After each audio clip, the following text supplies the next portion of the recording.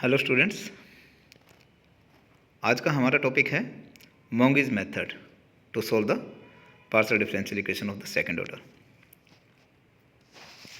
तो first of all we will write down the equation in the form RR plus SS plus TT is equal to V, where small r s t, you know that is the meaning of that. It is cos square z over cos x square, that will be cos square z over cos x cos y, and that will be cos square z over cos y square. Okay, and capital R S T V are the functions of small x y z p q. Okay, now how to solve it by using the Monge method. For the Monge method, first of all the equation will be of this type, right? Now after it you have to find the value of small r and small t. But how to find out the small r and small t? By using the p and q, dp and dq actually. First of all you have to find out the value of dp and dq, by using which you have to find out the value of small r and small t. So now you will say that how to find out dp. Now you know that p and q both are the functions of x and y. P is a function of xy and q is also a function of xy, right? Now how to find out dp? So when you find out dp, that means the total derivative of p, but p is a function of x and y. So how to find out the derivative of p? So first of all, partial derivative of p with respect to first variable cos p by cos x into derivative of x, that will be dx, plus partial derivative of p with respect to y into derivative of y, that will be dy. Okay, so that will be total derivative of this p, right? Now you know that what is small p? Small p, you know that small p is cos z by cos x by the notation. Okay, and small q is cos z by cos y, you know already that notations we are using. So when you place the value of p, so that means cos y cos x of cos z by cos x. So what it will be? It will be cos square z over cos x square into dx as it is, plus cos y of p. So cos y of p will be cos square z over cos y cos x. So it will be written over there, right, into dy. But what is this one? This is your r and this is your s. So I will write down at r dx plus s dy. So you can rewrite this thing as r dx plus s dy. Now you have to find the value of dq. But how to find out dq? Q is also a function of xy. So when you find out total derivative of q, so that will be the same way. पहले q का partial derivative with respect to x, then into dx, plus partial derivative of q with respect to second variable y into dy. I write down. But we know that what is q? Q is here cos z by cos y. So when I use cos z by cos y over here and over here, it will be cos square z over cos x cos y. Okay, and it will be cos square z over cos y square. The remaining will be as it is, right? But what is this one? This is the, according to notation, this is small s and this is small t. We give the notation s dx plus t dy, right? So up to here you got the value of the dp, we got r dx plus s dy, and value of dq will be given by s dx plus t dy. Okay, so by using these equations you have to find out the value of small r and small t. These value you have to find out by using these two equations. So by using these equations we got the value of r and t. So when you get the value of r and t, you have to place these values, you have to place this value in the equation number 1. जो आपकी equation थी, here you have to place. So I just place these values r and t in the equation. So when I place this value, you will got this one. Now what you have to take? Just you have to solve it. That means just multiply the whole equation by dx dy. When I multiply by dx dy, you will get this one. Okay. Now what you have to do? When you multiply and solve, there will be the terms with s and there will be the term where s is not there. Okay. So that means the terms without s you collect in one bracket, and terms with s you just take the common s and terms with s in another bracket. Okay, so I write down the equation in this form. Is it clear to you? In one bracket there are no terms of s, in the second bracket there are the terms having the small s. So I just take the small s common and we write down these two brackets. Okay. Now this equation will be hold. This equation is equal to 0. But इनका और इनका आपस में कोई relation नहीं है. But this thing is equal to 0. It can be true only when this is equal to 0 and this is equal to 0. उसी case में this minus this can be equal to 0. Right.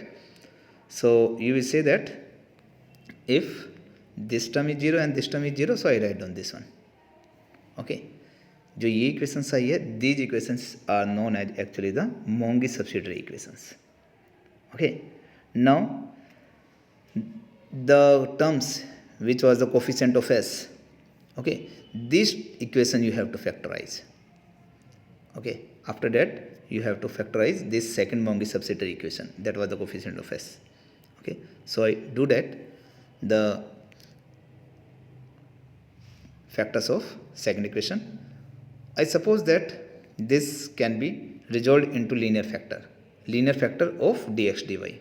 Suppose that this can be factorized, can be into dy minus m1 dx and dy minus m2 dx. That means this equation can be factorized into two linear factor, this into this equal to 0. If this into this equal to 0, so that means that will be equal to 0 and this will be equal to 0. So I will take that the linear factor. Suppose that the linear factor will be this one. So you say that if that into that is equal to 0, so you will be first linear factor equal to 0 and second linear factor equal to 0. So now what you have to do, just use that first factor and the equation number 5, that means this one. So one time you have to take this factor with the equation number 5, then you will get in this form.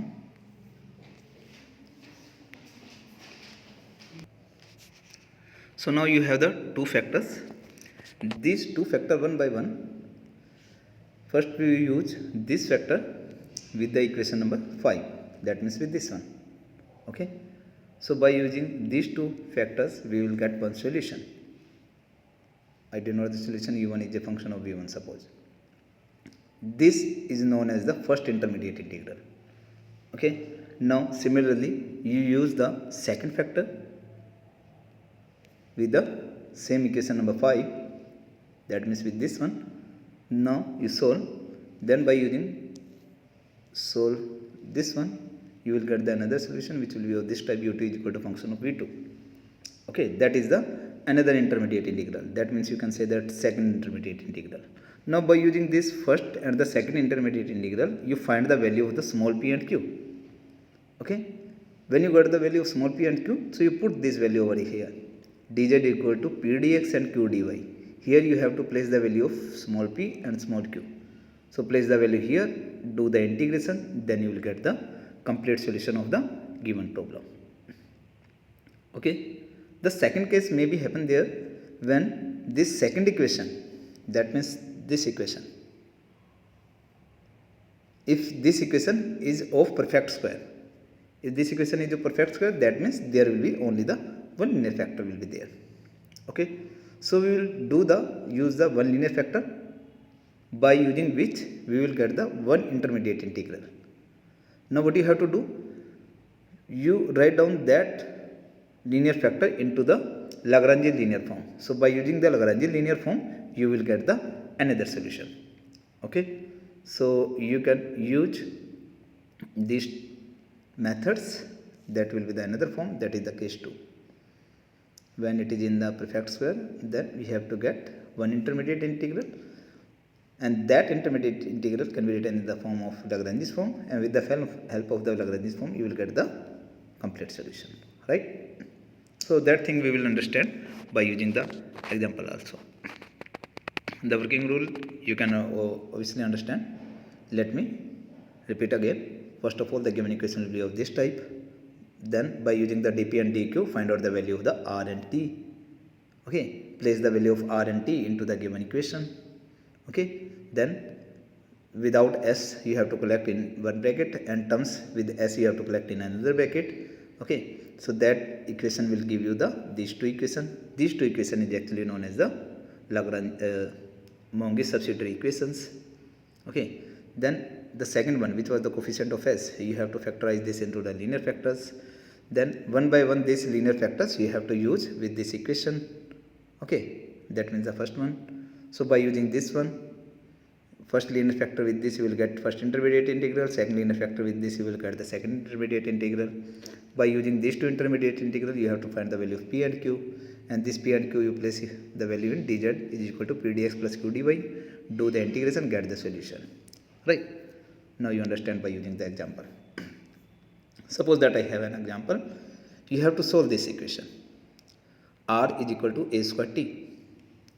Okay, so what you have to do, just find out the value of dp and dq. Okay, you have to remember that what is p? P is a function of xy actually. Okay, p is dependent on x and y, and q is also dependent on x and y. Okay, so by using this you find out the value of dp and dq, that means total derivative of p and q. So when you find out this one, dp will be r dx plus s dy and dq will be s dx plus t dy. So using this one, find out the value of small r and small t. Okay, this small r and t you have to place this into the first equation, given equation. Okay, so you get this value. So when you place into the first equation, so you will get this one. Now you have to solve it, that means multiply the equation by using dx dy. Then when you multiply it by using dx dy, you will get this equation. Now the terms without s you collect in one bracket, and with s collect in another bracket, and take the s common, you will get this equation. Now this equation will be true only when this factor equal to 0 and this factor equal to 0. So I write down this is equal to 0, this equal to 0. These equations are actually known as the Monge subsidiary equations. Okay, now in the Monge subsidiary equation, you factorize the equation which was the coefficient of s. Okay, you have to factorize this equation into the linear factors. So when you make it linear factor, so this equation, suppose this is a square minus b square form. Okay, so that will be a plus b into a minus b equal to 0. So I write down dy plus a dx, dy minus a dx equal to 0. Okay, so one by one you have to use. Suppose that I use the first factor first. So dy plus a dx equal to 0 means dy will be equal to minus a dx. Okay, so I use this factor with equation number 2, that means with this one. So if I do the integration, what I got, I have written again this over here. I am using the first this one with this one. So dy will be equal to minus a dx. When I do the integration, y equal to, this will be y is equal to minus ax plus some constant. Suppose constant is a1, so it will be y plus ax equal to a1. Okay, so this value you have to use with the equation number second. So in the equation number second, in place of dy you place minus a dx. So I will place over there. Okay, so when I place dy is minus a dx in the equation number 2, so you will get this one. Okay, now you can check that in this equation a dx is common. So divide the whole equation by a dx. So you will get the equation number this one. Divide by minus 1, you will get equation number this one. Okay, now dp plus a dq equal to 0. When you do the integration, you will get p plus aq is equal to some constant, suppose a2.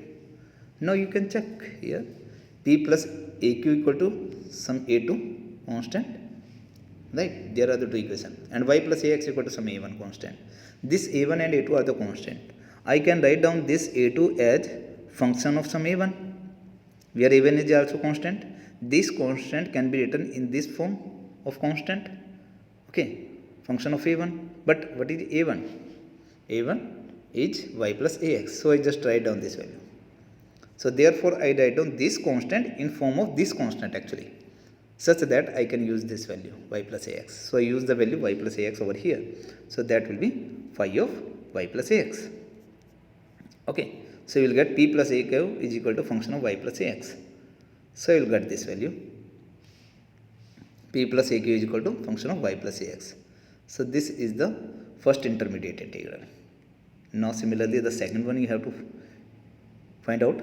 So how to find out the second intermediate integral? You use the second factor. That was the second factor, that means this one. Okay, so you have to use this one and equation number 2. Okay, so this one and equation number 2, when you do, its integration will be y will be equal to ax plus some b1, okay, then y minus a equal to b1, and we use the equation number 2 also. So you can see that here second intermediate integral, use the factor dy is equal to a dx. When do the integration, y minus ax equal to some b1, right? And in place of dy we put a dx in the equation number 2, okay. Dy is equal to a dx we have to use in the equation number 2 here you have to use. So in place of dy you have to use a dx, so I use that value over there, then you will get this one, dp a dx minus a square dq dx equal to 0.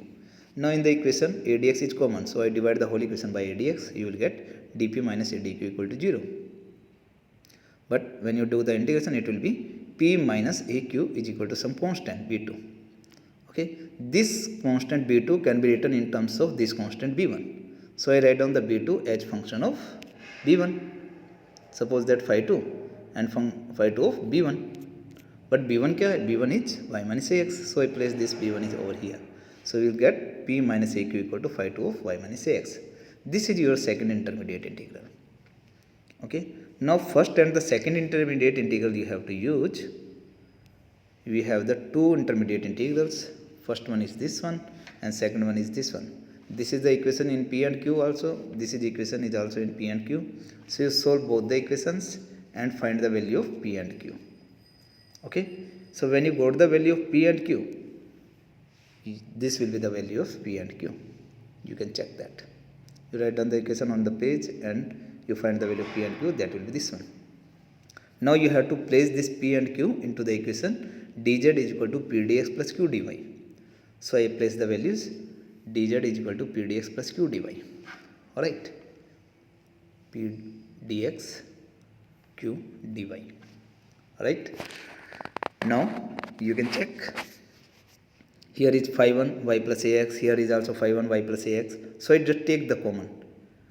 I take 1 by 2a also common and phi 1 of y plus ax I take common. So what it will be? It will be, remaining term will be a dx and plus dy.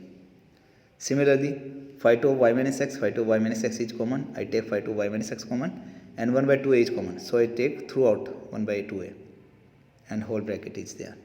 So if phi 2 of y minus ax is common, so what is the left here? A dx minus of dy, right? Now just you have to take the integration. So how to take the integration? That is the simple way. Just its integration, dz integration will be z. Simple. Okay. Now its integration you have to find. So let me take it separately. Phi 1 of y plus ax into dx plus dy. So if I use y plus ax, equal to t. So what will be its derivative? Its derivative will be dy plus a dx is equal to dt. So that means this equation becomes phi 1 of t dt. So when you take the function of t integration, so you will get some another function of t. I will say function f1 of t. But what is t? T is y plus ax. So I will say that f function of y plus ax. So I write down function of y plus ax. So therefore integration of this thing you will get function of y plus ax. Similarly integration of this thing, because if you will put y minus ax as t, you will get dy minus a dx as dt. So this becomes function of y minus ax. So you will get 1 by 2a function of y plus ax and minus 1 by 2a function of y minus ax, right? We will use this value. Now this again you can rewrite as this whole is a function of y plus ax. So I write down as capital F1 of y plus ax and minus this whole is a function of y minus ax. So I write down as capital F2 of y minus ax. So this is the value of the z. That will be the complete solution of the given partial differential equation. So in this way you have to solve the rest of the example by using the Monge method. Okay. The next topic we will discuss in the next class. Thank you very much, students.